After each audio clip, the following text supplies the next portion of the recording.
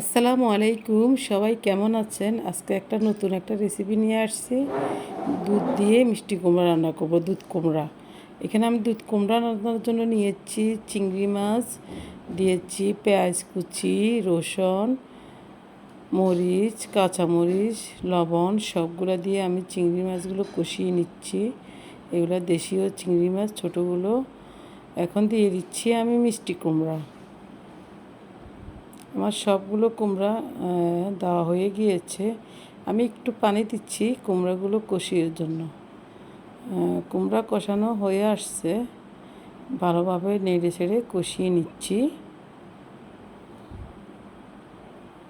কষানো হয়ে গেছে, এখানে আমি দিয়ে দিচ্ছি দুধ। আমি পানির পরিবর্তে দুধ দিচ্ছি।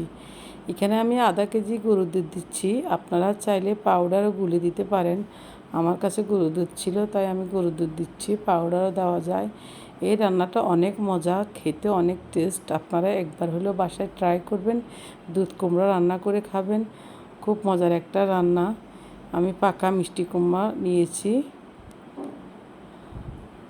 অনেক মজা, বাসার সবাই অনেক পছন্দ করছে। দেখেন কালারটা কি সুন্দর আসছে। আমি একটু রসুন দিয়ে তেলের বাগার দেব। আমার ভিডিওটি ভালো লাগলে অন্যদেরকে দেখার সুযোগ করে দেবেন।